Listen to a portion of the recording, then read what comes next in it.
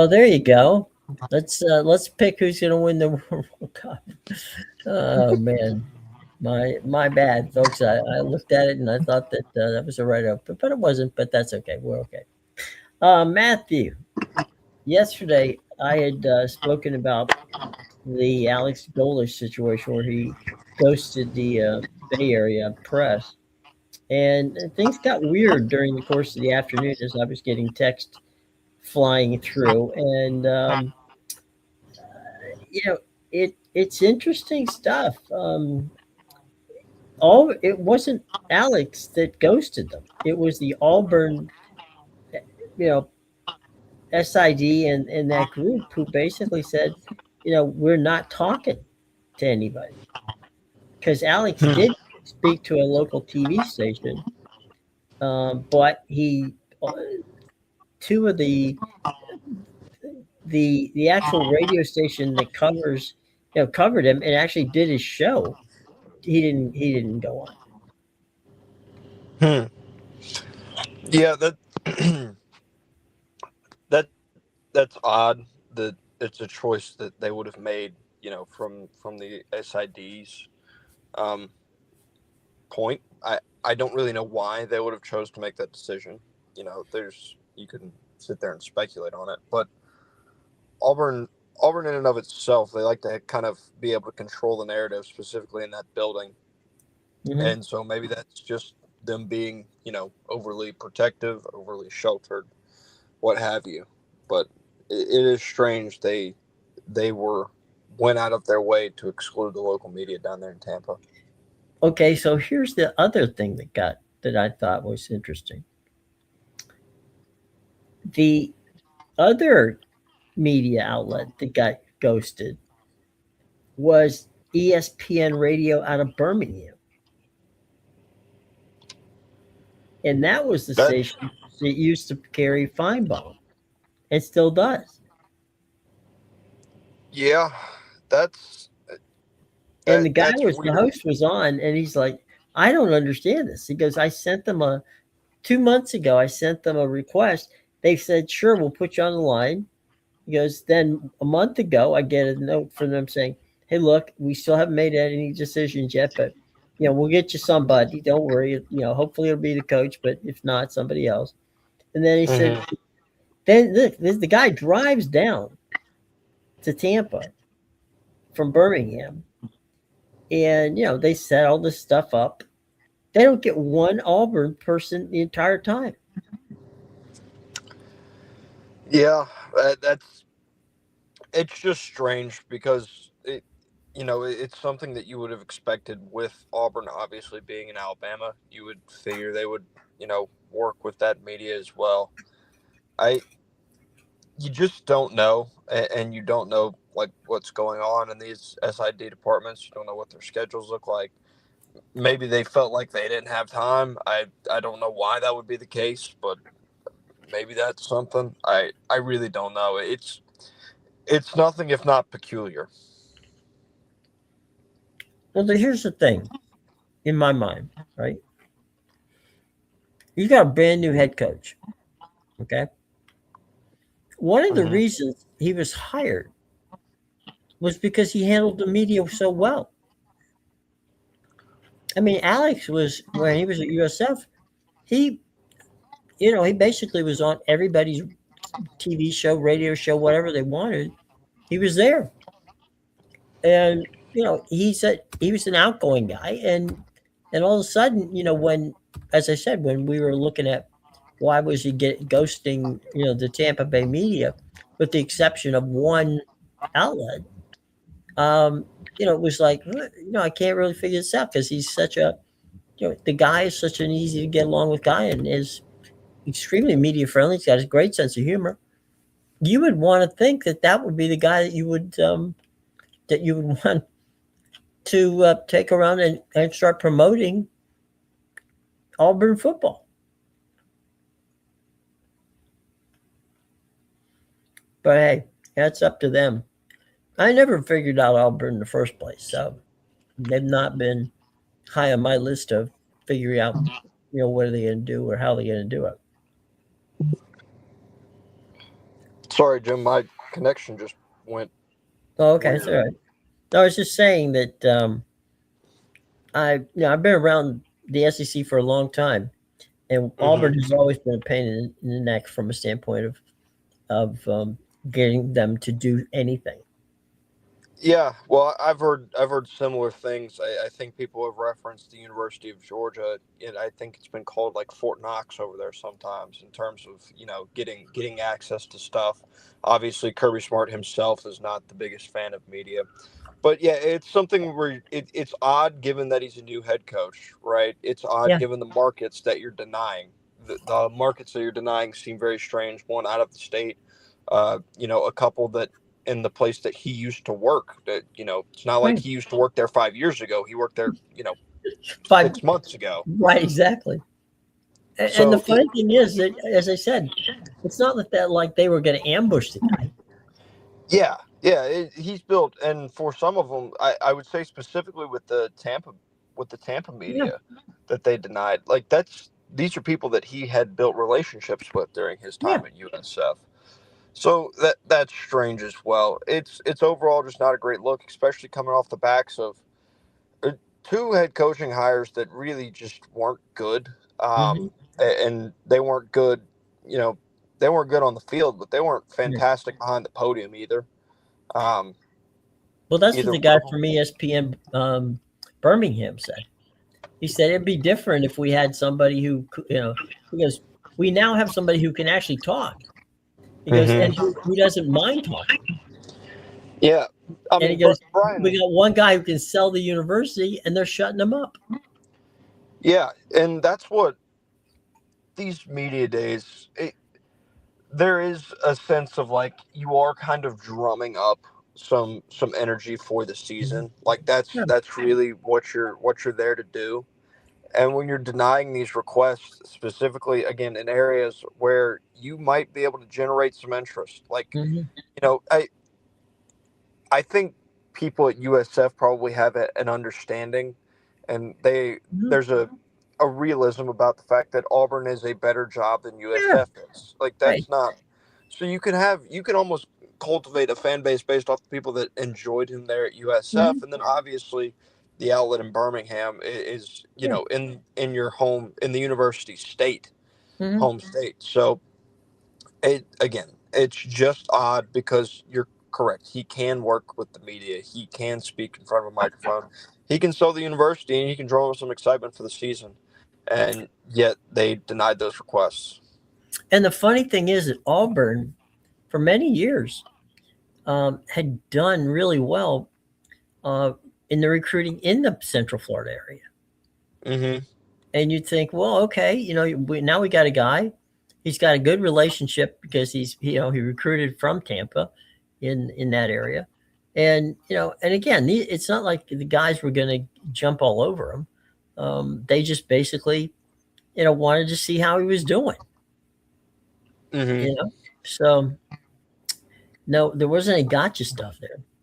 So yesterday, Kirby gets asked about uh, does he um, about Lane Kiffin trolling him Hmm. on social media. And so Kirby's like, could you? He goes, I'm sorry. He goes, I don't know what trolling means. Could you? And the young lady who asked him the question um, was very good, by the way. She was very sharp, very quick. She said, Hmm. "Yes, sir." She goes, Coach, that's fair. That's a fair question. Trolling means just kind of like um, you know following you and just kind of like trying to just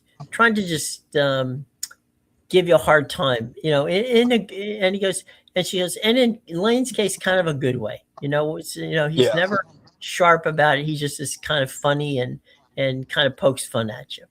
Hmm. And so Kirby, and a lot of people don't know this. Kirby and Lane are actually pretty good friends. Yeah. They go on vacations together. They play golf together. So it's not like there's you know, so he says, "Oh well, that's Lane right up straight up." He goes, that would not surprise me. He goes, I guess being trolled by Lane, given the fact that he's now the coach of the year in the SEC before he ever coaches, a game at LSU, it probably makes sense. And everybody just fell out, because that was not a Hmm. good answer, right? You don't expect Kirby to be funny, um, Yeah, but he was funny, and you also got to dig in at Lane at the same time. yeah. And if I was guessing, there are certain outlets, because we've talked about how Kirby's not a big fan of the media, Right. but there are certain outlets that you can see every year this time around when Mhm. media days comes around. There are ones that he's more comfortable talking with, and Mhm. there are certain topics that he is more comfortable and loose talking about.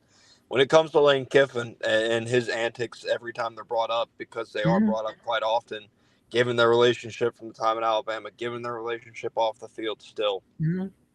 it's a conversation topic that he's more welcome and open to talking about, as compared to asking what he thinks is wrong with his wide receiver room. We're talking about depth Right. on the defensive side of the football and stuff like that.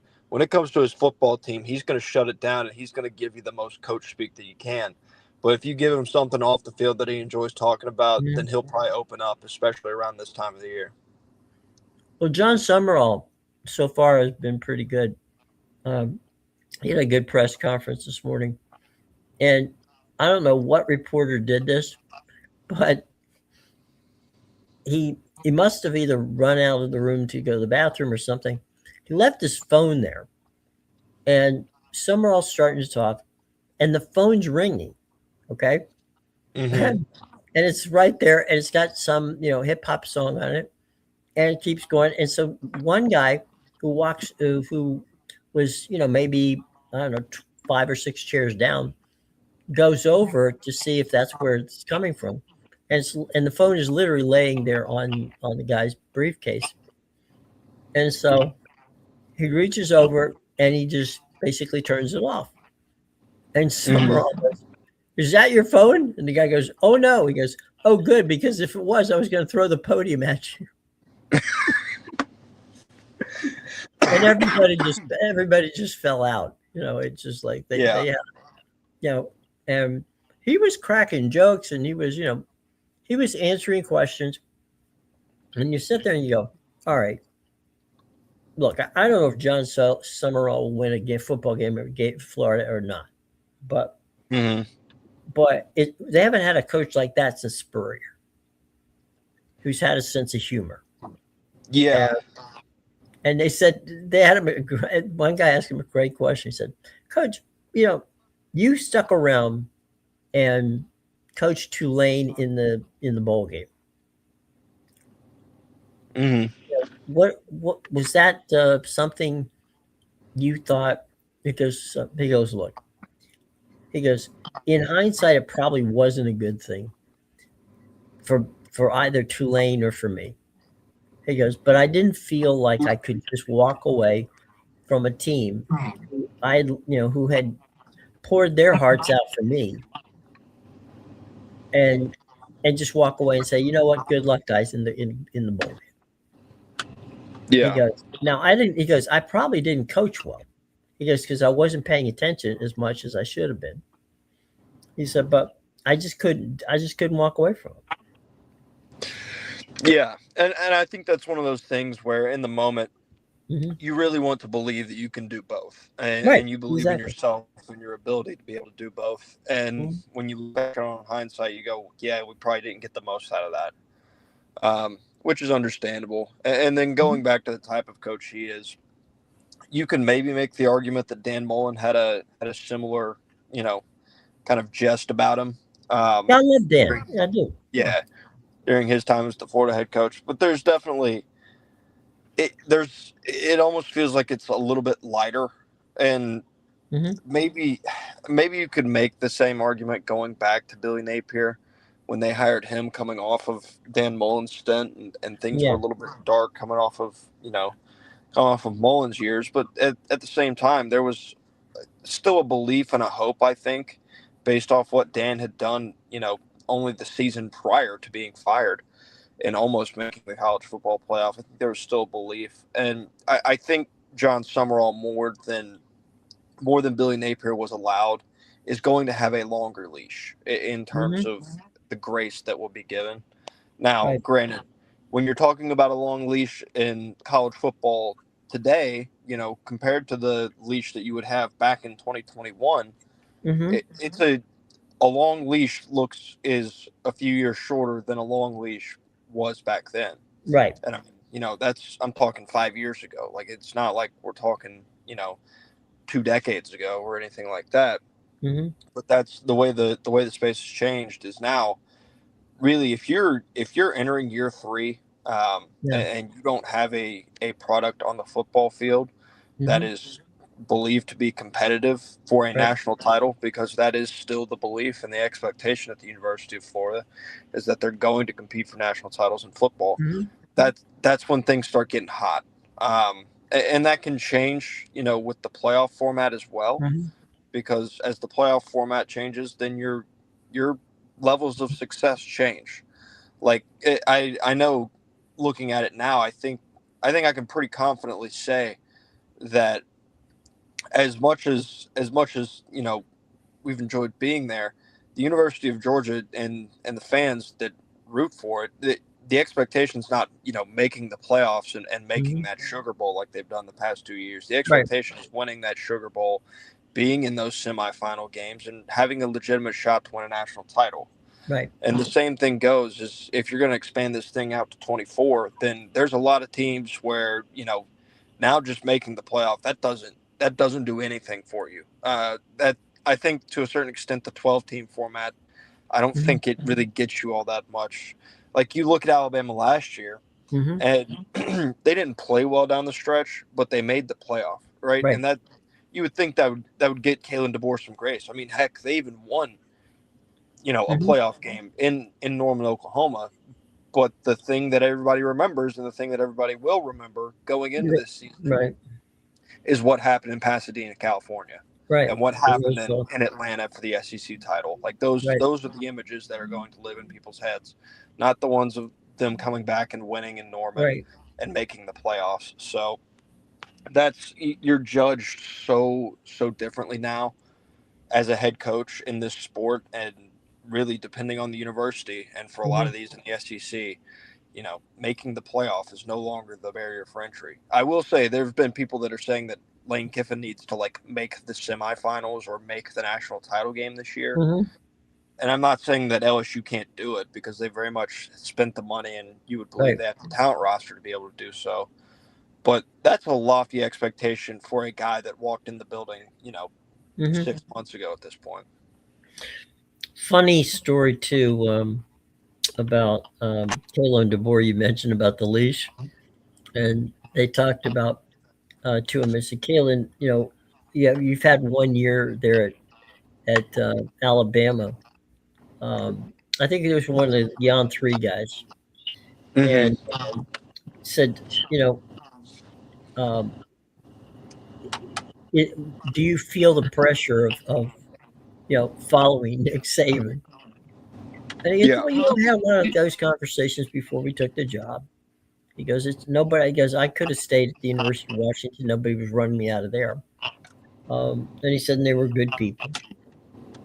He said, but he goes, "I was half expecting at the first half of the first game." He goes, "I was half expecting the AD to walk in and basically tell me I was gone then." So he Yeah. goes, so yeah, he goes, "I'm pretty sure the expectations of the fans at Auburn are not necessarily going to give me a whole lot of runway when it comes to what are we doing and how are we going to do it." Yeah, no. And there's different expectations that are held, at different places, and Hmm. each expectation, there's outside and there's inside. Right. What goes on inside the building, and there are times where they're not completely aligned, where the fans' Right. beliefs and the people inside the building, their beliefs are different, but they're Hmm. not always that different, because when Right. push comes to shove, the fans are the ones that are buying the tickets, filling the seats. Hmm. And they know in college football more, I think, than any sport, that if you stop winning, they'll stop showing up. Like it is very much a what have you done for me lately kind of a sport. Mm-hmm. And that those stadiums can get empty on Saturdays if you're not playing well. Yeah, well, and then money can start to dry up. Yep. From a standpoint of boosters and that in that kind of situation. Oh, just a real quick jump back to Sumrall because I thought he had a great line about Kirby, and that was Sumrall was asked about the Florida Georgia rivalry, and he said, he goes, I got to tell you something. He says, one of my most prized possessions is a picture about 4 years ago at the coaches convention. And he says, it's a picture of me standing next to Kirby.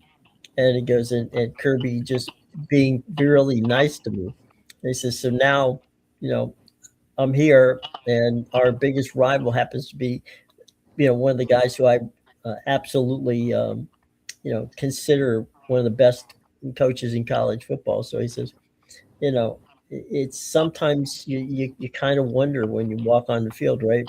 If the guy Mm-hmm. across you is somebody you have, the ultimate respect for, but you know that if you don't, your job is to win that game, regardless of whether how much you respect the guy or don't respect the guy. And I thought that Yeah. was, and again, the Summerall to me was, he wasn't, he had a sense of humor, Spurrier like her sense of humor, but he just seemed to be able to talk honestly with the media, which was very uncoach-like. Yeah. It's refreshing when guys will get behind a microphone and you don't feel like they're feeding you a line that they've worked Sure. on in the mirror a few times because they know these questions are coming. Um, and they speak a little bit more comfortably, a little bit more freely about what their football team or what they're being asked about, because a lot of these guys are very rigid and they are very kind of sheltered in terms of talking about Right. their teams, not wanting to give away any information that might give somebody an edge or something like Mm-hmm. that. And there is an aspect of the personability that really plays. Mm-hmm.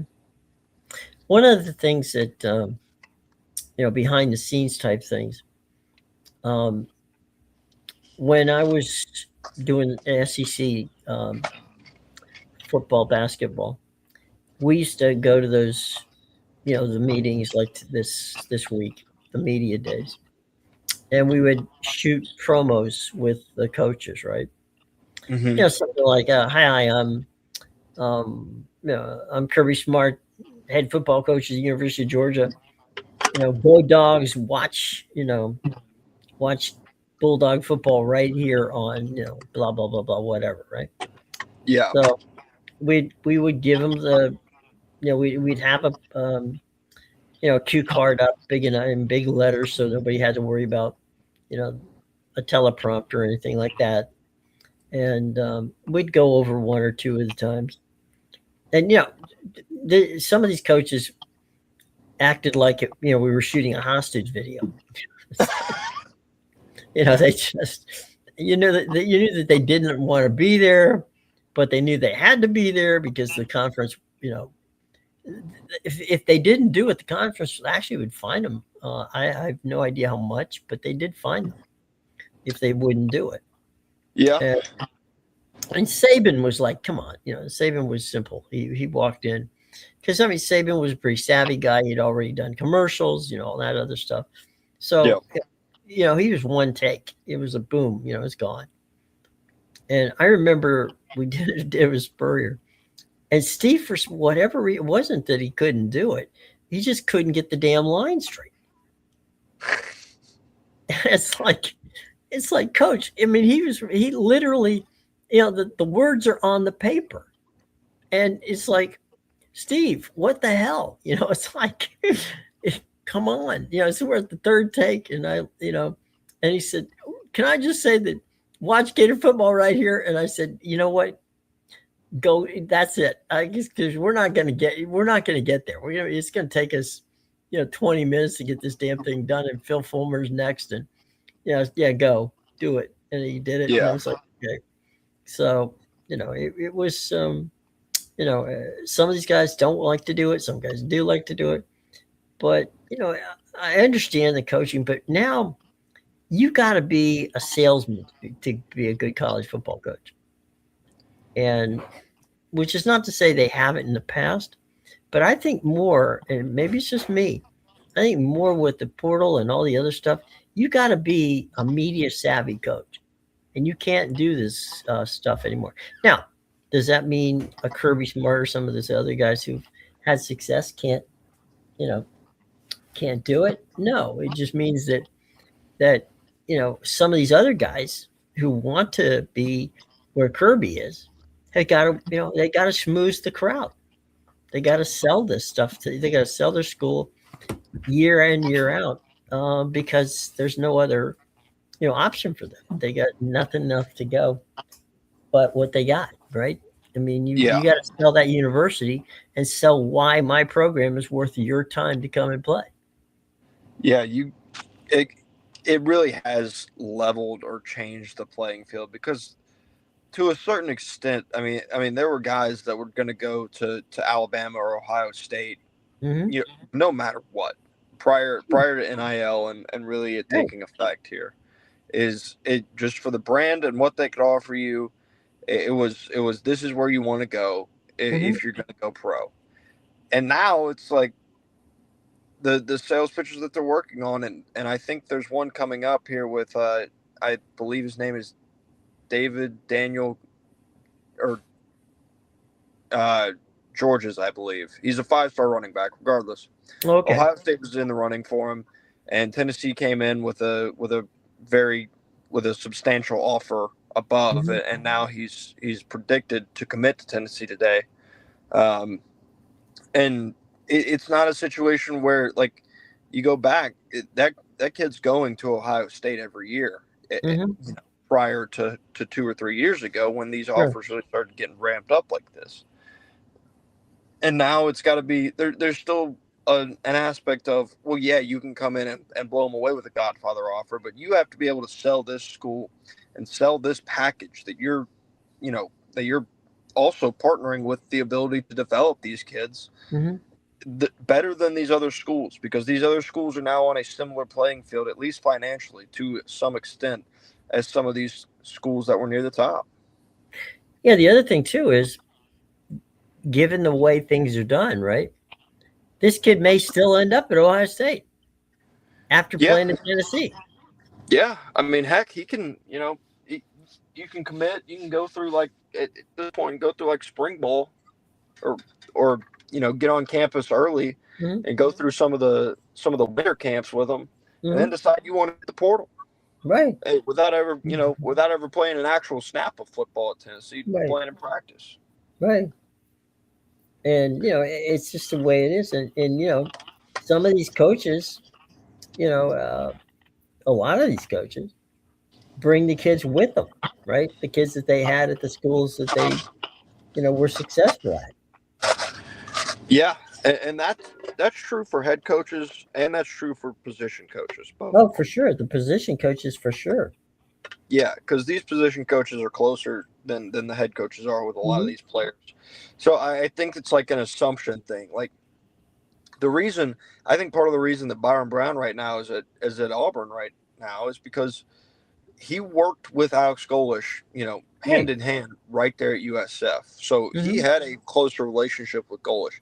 If Golish was a defensive guy, I Right. mean, look, he's still interacting with Byron Brown. You're still going to be interacting with your starting Hmm. quarterback, but the direct relationship that you have with that guy is going to be worlds different than the one that Golish and Brown have currently. And if you Hmm. know if Golish was a defensive guy, the odds that Brown, he's not just going to automatically go with him at that point.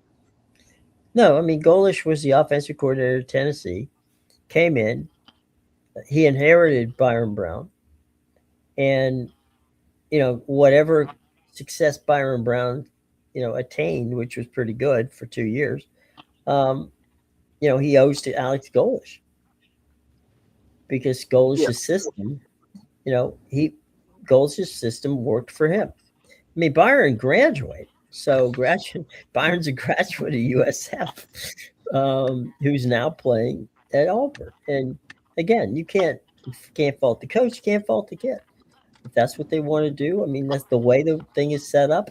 He may not like it, but at the same time, there's nothing saying that what they did is anything different than, you know, probably 20 or 30 other. I mean, look at how many people Singretti brought over from James Madison.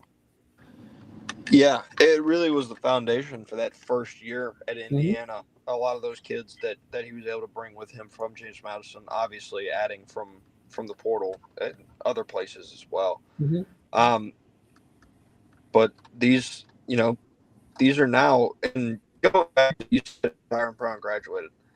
mm-hmm. That's not the system. Graduate transfers have been in place since as long as I've been watching college football. Oh, they've That's been, not yeah, new. that's Yeah, been, yeah. yeah. There That was, that wouldn't have been, back in 2015 that would have been allowed. mhm. So, oh, Excuse me, John,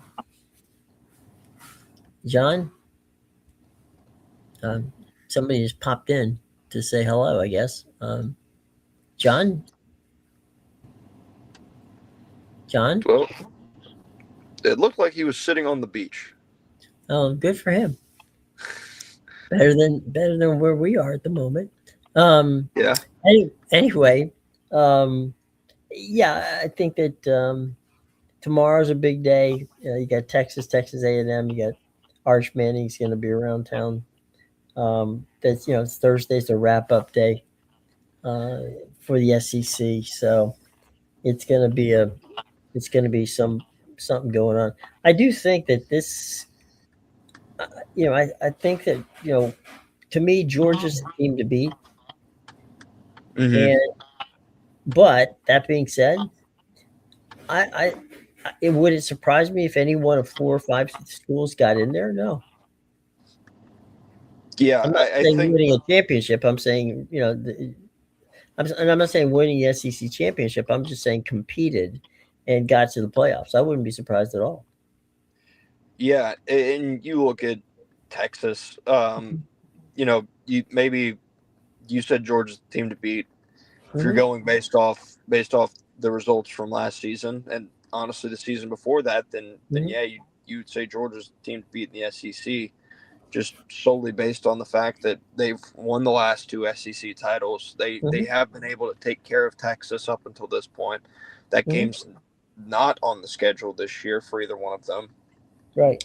But then you also have LSU and what they did with Lane Kiffin, who all they brought back, or who all they brought in. That's Hmm. a very big thing. Ole Miss is going to be an interesting case study because they went out and they lost some to the transfer portal. You can't discount what they lost. They lost Right. Principal on Mail on the defensive end. That's an important loss, Hmm. but who they brought back is also very important. And that's Trinidad Chambliss and Kewan Lacey. Those are Hmm. two very, very key pieces in that. And what were they able to supplement around those guys and really creating a complete roster? Because you saw the way they played for Golding. Is that Hmm. them playing for Pete Golding, or is that them playing against Lane Kiffin and what they lost and kind of being able to recenter that momentum? It'd be interesting to see what they're capable of. But it really is. You would think that Georgia and Texas and honestly LSU have a chance to separate. If the quarterback situation at Alabama works out, then you Hmm. could probably throw them into that tier one. But it does seem like it's a pretty defined tier one for the SEC. You know, one of the things I think is going to play against LSU is the way it was handled with Lane and that whole, disaster. Um, I think people are gonna. I mean, he put a target on their backs about the size of, you know, um, the state of Alabama. It's a massive target on the back, and how much I don't care who's playing on this particular Saturday. I don't. I can't. I don't have the schedule in front of me. But that LSU that LSU Mississippi game at Oxford. Mm-hmm. Man, I'm gonna have the popcorn ready, and I'm gonna be there on that one. I'm not gonna miss that game at all. Yeah, there's a few places like that now because it's And yes, it's Ole Tennessee. Miss. It you also have Tennessee, but it's made a lot. I think more than anything, it's going to ramp up the away environments Mhm. regardless. Like Ole Miss is going to be a different level. I would say that Tennessee is probably going to be a different level. Right. I can't remember. I think they go to Alabama this I year. don't know, pull I the schedule up. I can't remember. I'm trying to think of the flip flopping because it was I believe it was 2024 that they beat Alabama in Baton Rouge. No, it was 23 because 23 they made the SEC title. Okay, so 23. Okay, so they should get Alabama in Baton Rouge this year if my mental math is correct on that one, which gives you another dodge. But there are a lot of environments in the SEC that when you go, that they can be tough enough, and there is some extra fuel to the flame because Lane Kiffin very much, he put out that fun documentary with ESPN saying that he really wanted to change his image. Whatever image change that Lane Kiffin maybe had gone through during his time at Ole Miss, because I think he was getting into the realm of being more likable. The way that he left Ole Miss completely redirected all of that back in the other way. So it's gonna be rowdy regardless of where they go. But you obviously have to circle those trips to Oxford, Mississippi, and Knoxville, Tennessee, because those people have a special hatred for one All Lane right. Kiffin. So here's where we go. I pulled up the LSU schedule. LSU opens at home on Labor Day weekend um, with a game against Clemson. Then they get Louisiana Tech the following week. And the third game, the first game of the SEC schedule, is Ole Miss at Oxford. There you go. How about that? Number one game, his first game with LSU in a game that counts for the SEC. Yeah, I It's mean in the they're not playing a gimme week one by any means. oh no, So Clemson? No, I don't think so. yeah, yeah. I mean there's a scenario where it would be interesting to see how quickly things could get rocky. Then You're they follow after the Ole Miss game. They're home to Texas A&M, so it's not like they're getting a walk over there either. Yeah, no, that's no gimme. I think my mental math was wrong. I think they do go to Alabama because I'll tell you in a 23 they second. played. Yeah, 23 they played in Baton Rouge. They're at Auburn and they're home to Alabama. They're at Auburn and they're home to Alabama. Yeah, they actually play Auburn on October 24th. So they're at Auburn at Jordan Hare, and then they come back to Tiger Stadium on the November 7th to play Alabama. Yeah, it doesn't matter. It doesn't matter who your head coach is when you go to Auburn, And then Alabama. they get Texas the week after. Yeah, I mean they're gonna. And this is the thing that I don't like about these media days is you do have it's talking season is you gotta Right. like we talked about it. It was either yesterday or the day before how name of the game in media is you got to drum up clicks and you got to drum up likes and attention and draw it towards it. Is you get a lot of stuff that you're doing for clicks during this time, and there are people specifically at that four letter company that just went through some layoffs. Some layoffs, That man, they just whacked people. yeah, yeah, they did. That they're saying stuff. Maybe they're trying to save their jobs. Mm-hmm. They're talking about LSU needing to be in the national championship, and it's like, man, they got to make the playoff because what they're going to go through and that schedule that they're going to go through.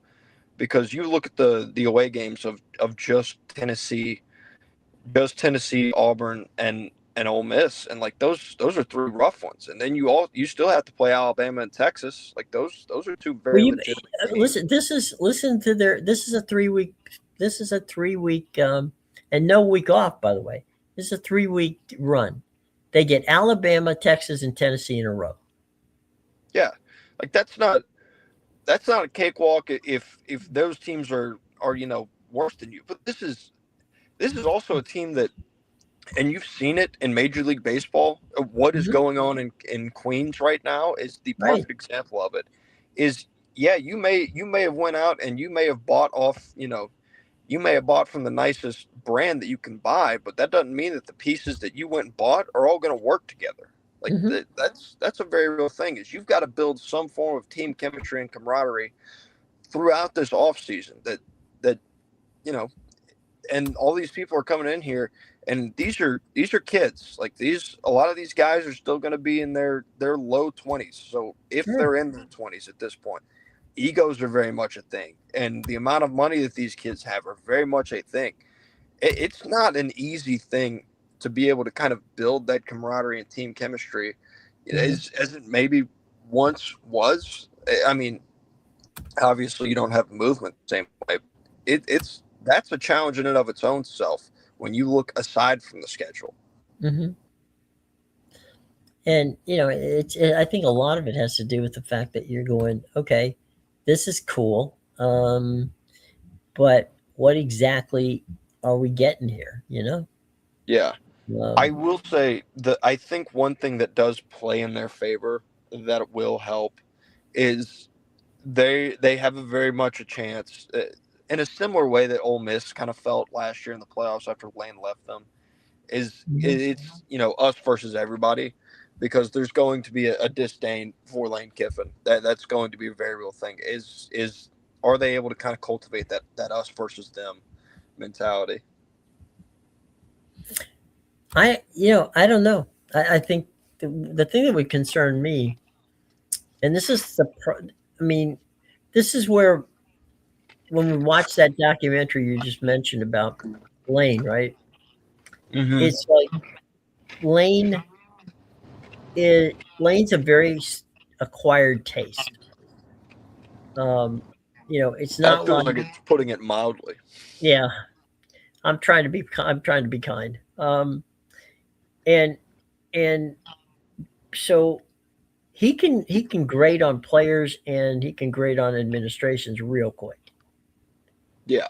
And I, as much as LSU wanted this guy, be careful what you wish for.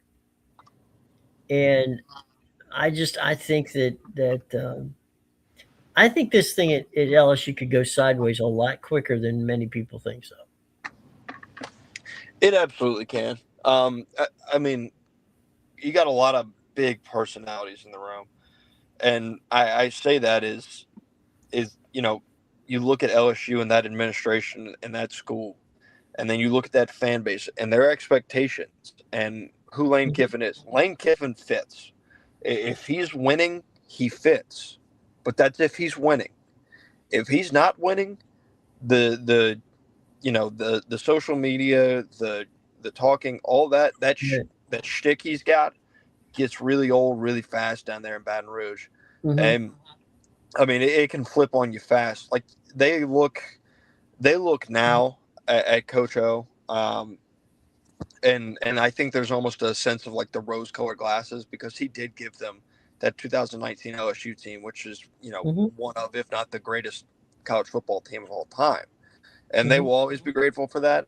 But then you look at some of the stuff that he was doing towards the end of that tenure, and they Right. forget how bad they were and how mad they were at him. Like it Mhm. was it was 1 year removed, and he got booted. He had the greatest college football team of all time, and he Mhm. didn't make it through the 2020 season when that football team that was one of the greatest of all time was on the field in 2019. By the way, there was a great line. If you remember, both uh, there was talk about if Dan Mullen at that point had not lost to LSU, that he was going to get fired. Mm-hmm. And I mean, that was kind of the thing making the headlines. And so they're on the plane going back to Gainesville, and somebody says, "Hey, coach, what'd you think about the firing?" And he goes, "I got fired." Nobody told me I got fired. He goes, no, Coach Orgeron got fired after the game He goes, that was supposed to be me. Mm-hmm. So I mean, Dan being Dan's got that dry sense of humor, saying that, yeah, that's supposed to be me. Um, or Nordron got fired. They Yeah. both got fired the same year, but it was the game that he was supposed to get whacked, and Orgeron got whacked. Mm-hmm. Yeah. That you go back and what they, that battle that Auburn and LSU had back in Mm-hmm. oh God, when was it? I think it was like 2014 or 15, somewhere around Mm-hmm. there, when it was oh God, why am I blanking on his name? Les Miles versus Gus Yeah, Malzahn. That game in the Plains that went to all those overtimes. It's like yeah, whoever loses this thing, they know the coach is getting whacked. Like right. it, it doesn't matter. Over. You better win if you want to continue coaching in the next week. And if I remember correctly, I don't think it happened that week. I think it happened the next week that Les Miles got whacked off of that. You know, it was like a late, touchdown Yeah, overturn, and right. it's funny to look at those things and go, well, had that touchdown stood, then so and so still has a job. Like that's how volatile this market is. Well, and how much longer did it take Gus to get whacked? Yeah, I mean, it took him a little longer. He was able to bounce back specifically based off his actions at the end of the 2017 season, Well, they but haven't he was had a able coach to since him. survive. They haven't had Yeah. a coach that's been as successful at Auburn since Gus. And the funny thing about Gus, the funny thing about Dan Mullen, who we talk about, I don't know Coach O much, but I know the other guys pretty well. Um, when they were assistants, well, Malzone was Gus was a head coach, but I know Dan from working on Urban Meyer's staff, and um, and then going to Mississippi State and coming back to Florida. Um, they're good guys. Hmm. It wasn't anything they did wrong. It was the expectation of what the fan base and the alumni thought. Yeah. Yeah. And I don't know. It's just so hard for people, and specifically in the Southeastern Conference. Hmm. Your your expectations, versus reality, Hmm. it's probably the largest gap in the country. And I mean, because I mean, there's the people at Auburn, and you look at their history and say maybe they have a point, but then you look at the way the game's formulated now and the way that everything works, and maybe they don't have a point on where they think they should be. But the people at Auburn expect to be competing for national titles. That's something that they expect. I think people in South Carolina expect Shane Beamer to be doing more than what he did last season after what Hmm. he did, back in 2024. And I think expecting that year over year production to be better is definitely a stretch. The people Hmm. in Kentucky finally got sick of what Mark Stoops was bringing to the table, and what he was bringing to the table was, we're going to win 6, 7 football games, and Hmm. then we're going to have a year where we're going to win 9, or you know, Which at maybe Kentucky was pretty we'll damn get good. 10. Yeah, and he got them to where they were in a sustainable point. But he had a downturn these last couple of years, and eventually the people of Kentucky got upset with him Hmm. or got tired of him. And so there are these universities where I think Clark Lee, for as good as last year was for Vanderbilt, Hmm. I wonder if he's recalibrated the expectations there into something that maybe is potentially Hmm. unsustainable. It's not Look, it's not possible to win like Kirby Smart does at Georgia and Sark does at Texas. Like, it's not easy to do Hmm. that on a consistent basis, and it takes a Never. certain level of alignment from top to bottom. It takes an Hmm. ability to be able to evaluate your staff, evaluate your roster, and really be able to reevaluate your staff every offseason and go back and where you lose guys, you've got to be able to seamlessly replace those and fill those gaps every offseason. And Hmm. not every head coach is a great evaluator at being able to go in and fill these positions and these roles, because those position coaches are that important. And Yeah, so it's tough. And there's this belief that, some of these SEC teams think they're entitled to go win, 9, 10 games a year. And it's just not realistic. It's not reasonable. And yeah, I think people at Tennessee, they're already starting to tire of Josh Heupel a little bit in a way. And again, that's because they expect 2022 to walk through that door every single time. And it's just not. It's not realistic. It's not realistic no, in the prior world of college football, and it's not realistic, especially now in college football. yeah, for sure, absolutely. Well, let's make a little quick trip over to Major League Baseball before we get out. And a lot of games today, and a lot of doubleheaders. The Pirates and the Yankees. That game is in warm up right now, so that means it's going to start sometime around 1:15 ish. Um, Keller is pitching for the Buccos today against the Yankees. Um, um, Cole is pitching. Okay, so they got Cole pitching for the Yankees, who's been pitching pretty well lately. I thought Max Fried was pitching in Game 1 for the Yankees today. Well, I'm on the Major League Baseball site. They say Garrett Cole. I don't. I mean, they could. I It can be a was change. well. What's it called? I saw the Yankees announcement last night, and it was Fried and Cole were going in both of them. I just couldn't remember. I thought Cole was going in Game 2 and Fried was going in Game 1. They may flip. I don't know, but this is Yeah, what's listed right now. So it's which Keller versus Cole. The Giants at the Royals. That's a 2:10 start. And Roop is pitching for San Francisco. Lugo is pitching for Kansas City. The Mets. That game is a 2:10 game against the Brewers. Scott against Henderson. Nationals are on the road with the Rockies. The Nats are going to be throwing K. Cavalli against Colorado's Hughes. Uh, Athletics and Diamondbacks. That's also an afternoon game. That's going to be Jump pitching for the Athletics. For Arizona, it's going to be Kelly. Reds Mariners, the 3:40 game. Also, Singer for Cincinnati. Seattle's got Hancock. 4:07 Cardinals and the Angels. Cardinals going to be throwing Dobbins. The Angels going to be throwing Detmer.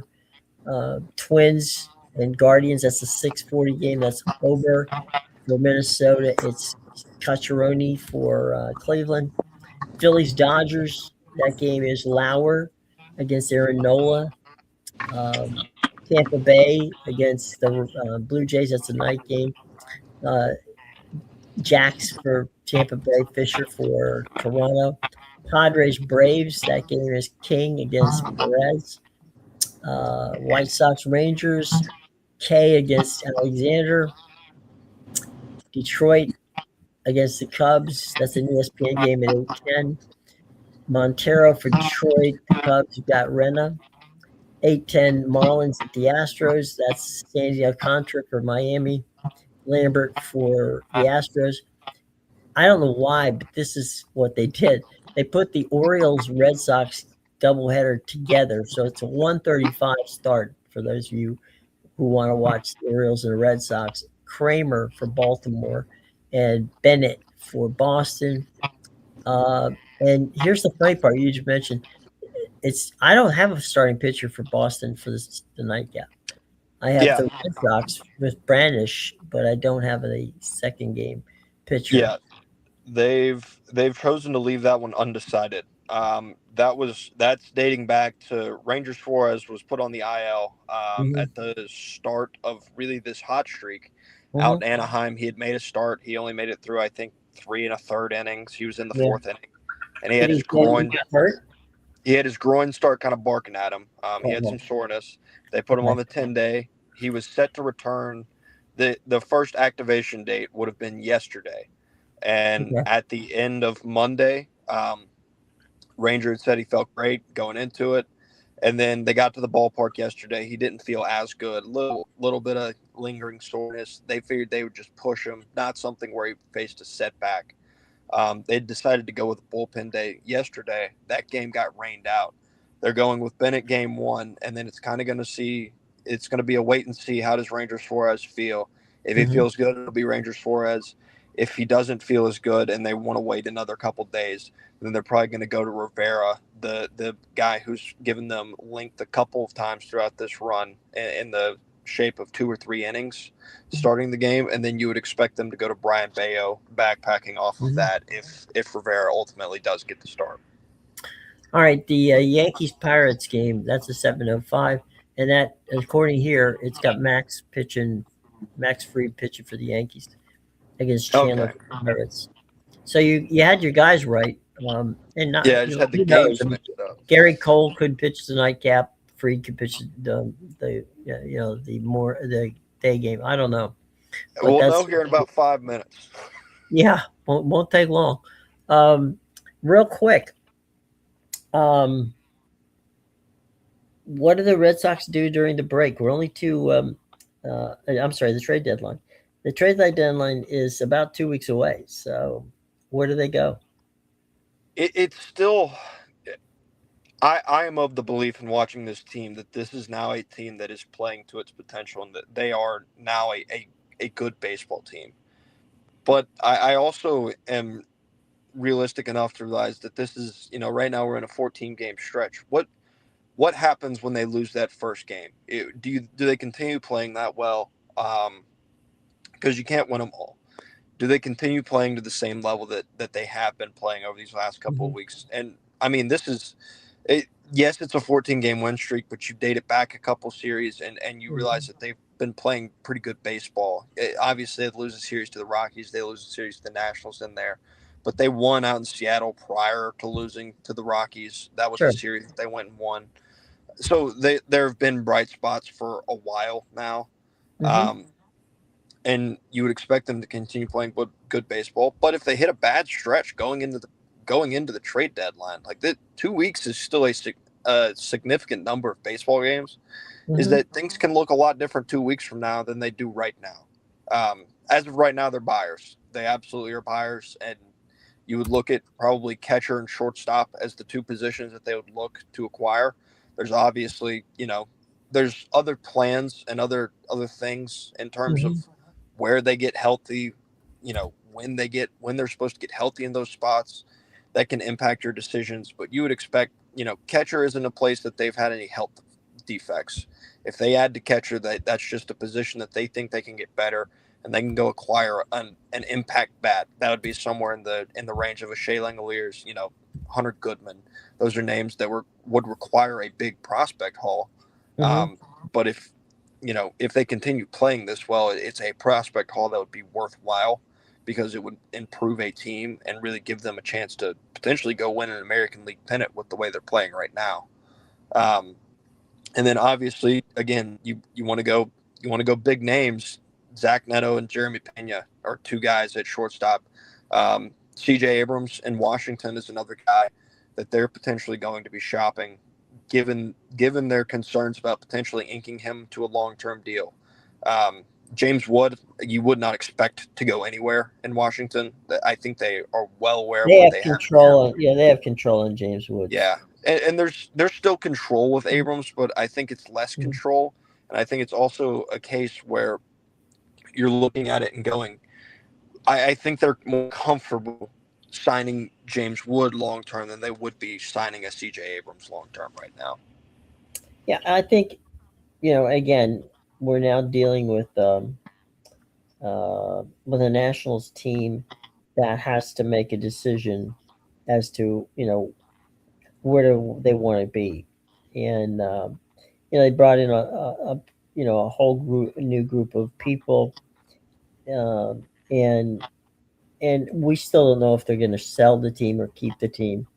The ownership group is, you know, the Lerner family is just, it's unfortunate, but the Lerner families, the two people that were the the two guys who architected and built the teams that Bryce Harper and half of the Phillies are on, uh, Mm-hmm.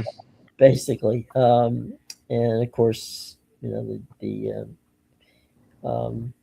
Soto and all those guys. You know, right now, one of the Ted Lerner, of course, passed away well into his 90s, a few years back. Son Hmm. Mark had cancer, had his left leg amputated.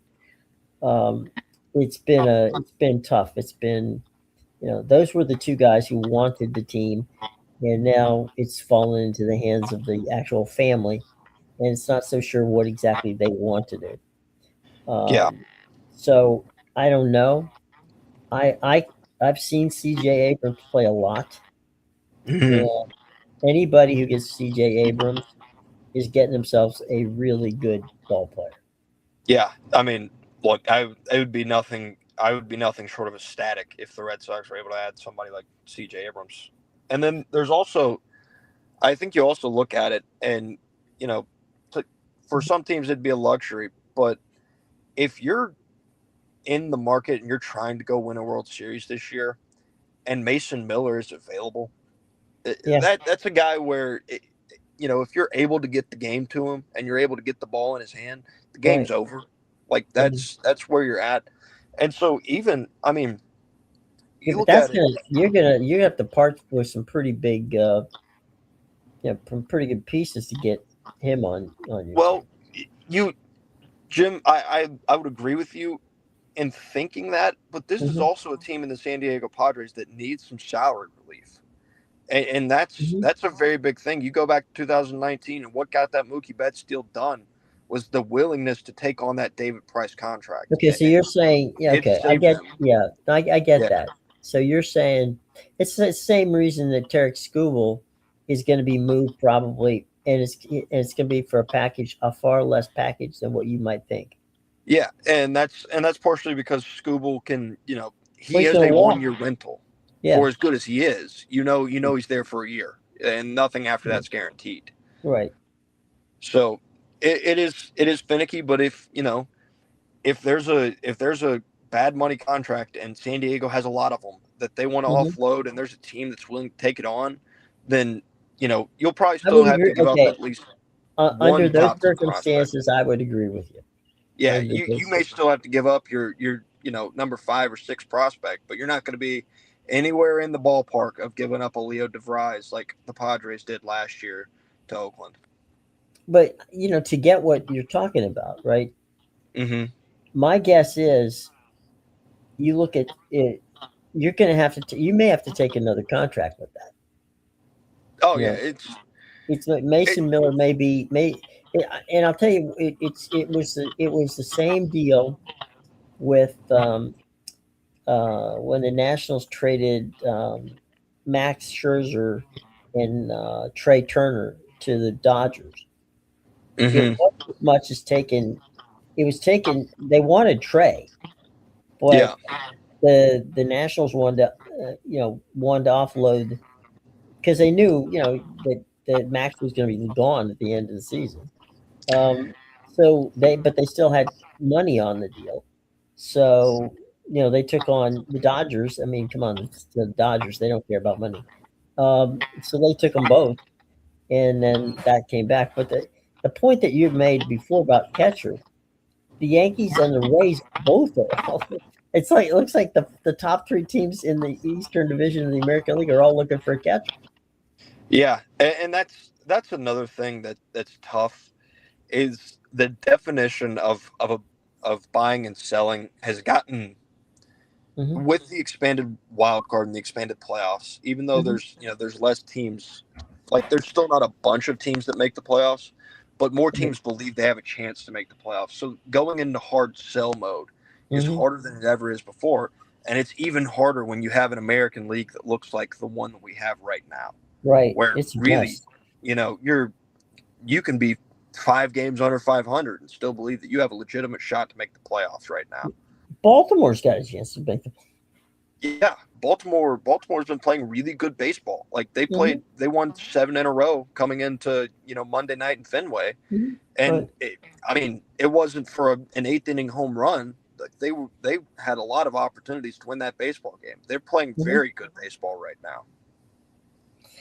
It's crazy. I mean, it's absolutely crazy, and it's only going to get crazier. Yeah. But I've the Dodgers.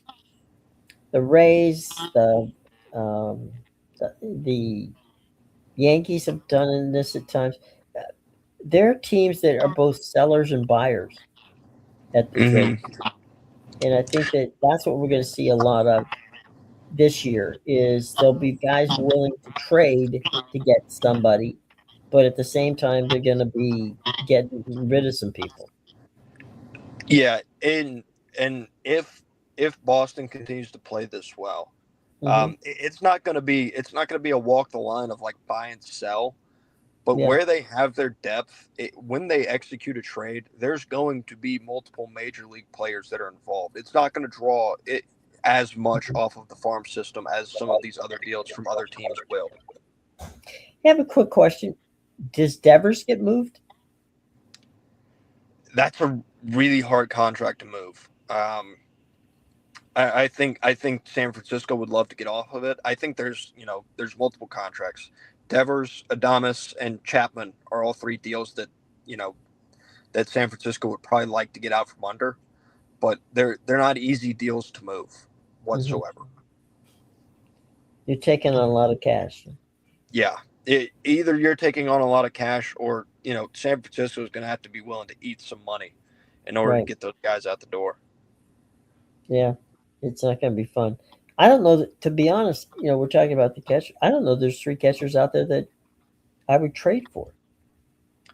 Well, the three names that are mentioned, and they're they're up like they're high tier names. Like these are going Yeah. to cost a premium in terms of your prospects. But Hunter Goodman, Colorado, is one of the guys. Yeah. Shea Langoliers, and a reason that the Athletics are thinking about moving off that deal is he's in his 30s already, Right. and he's a little bit older than that core that they're trying to build around, and Sure. they're unsure about signing him long term. That's where you're Hmm. looking, and in a season where Oakland, I don't think has played as well as or Sacramento, my apologies, has played as well as they That's think all they right. would be playing.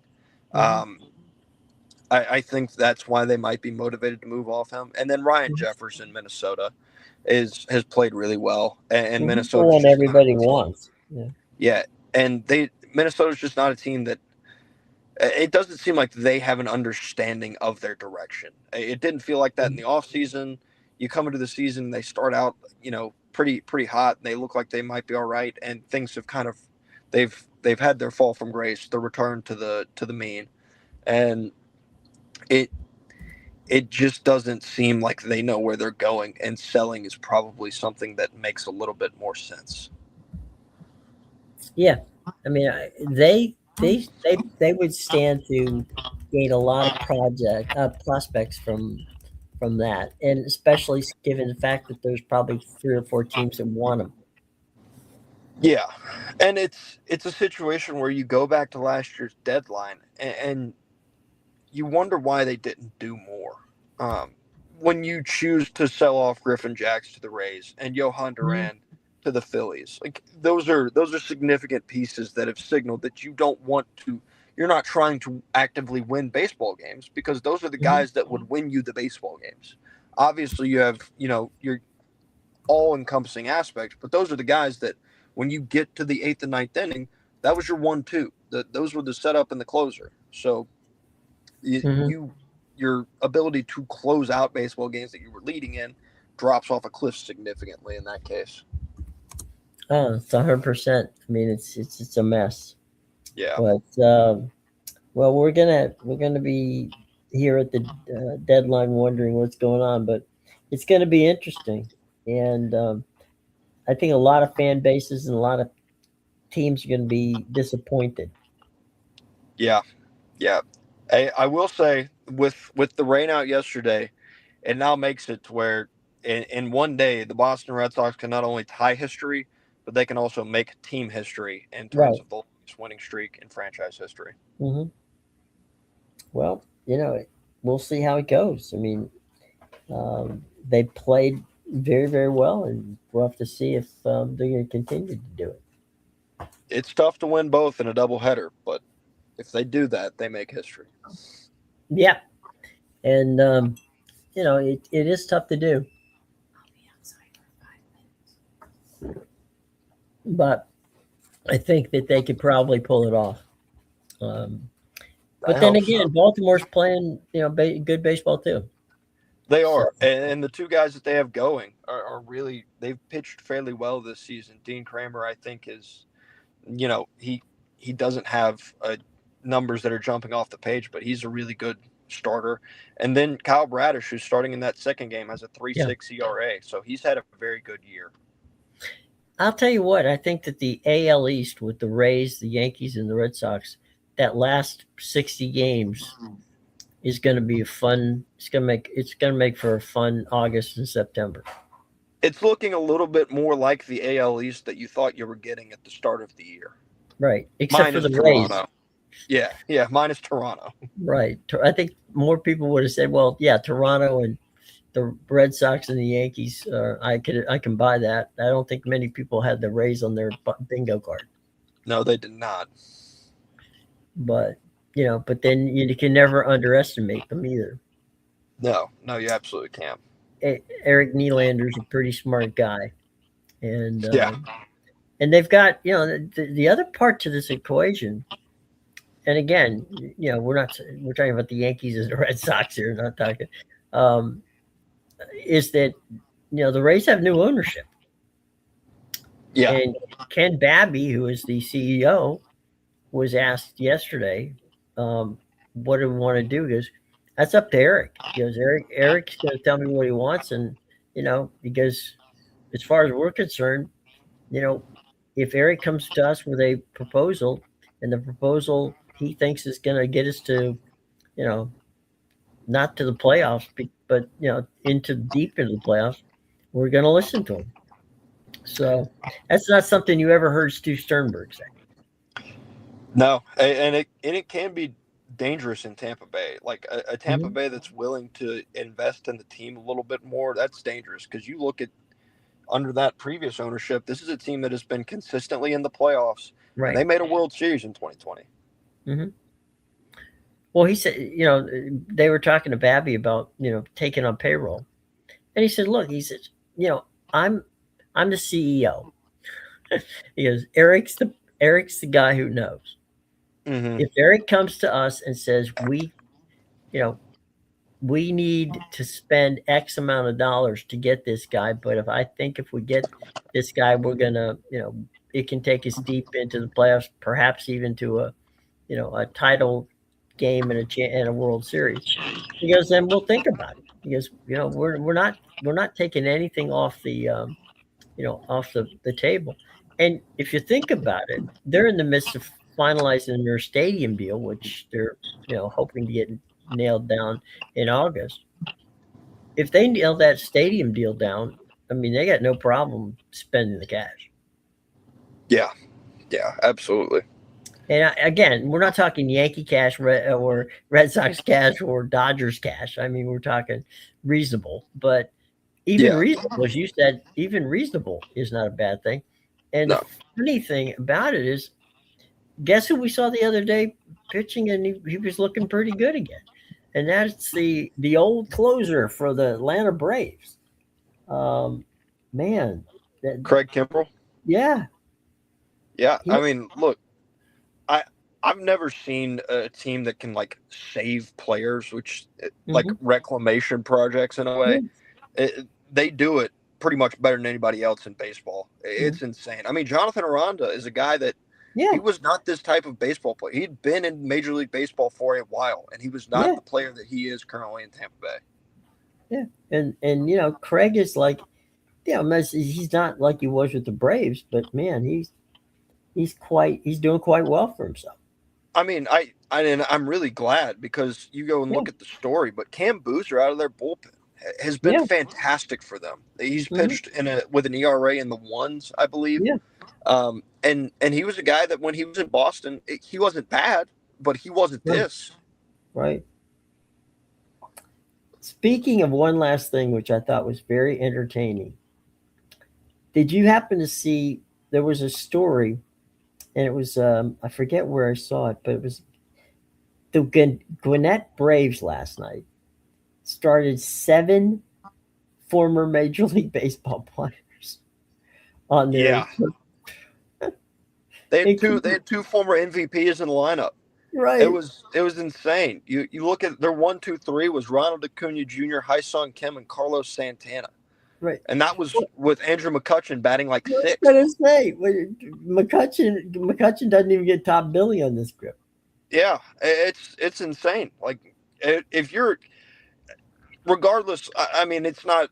These guys are some of these guys are in AAA for a reason, right? We know Acuna's on a rehab stint, but like their age, some of these guys are catching up. Yeah. The intimidation factor that it has to be like a 20-year-old kid lining up against that lineup in AAA Gwinnett. Like it's not like you're the majors facing some of those names. Like this is still AAA ball, and this is a AAA ballpark too. Yeah. So it's gotta be scary. I think yeah, but think of it this way: what happens if you actually do well against them? That can also send the message. Like it can do well for your career.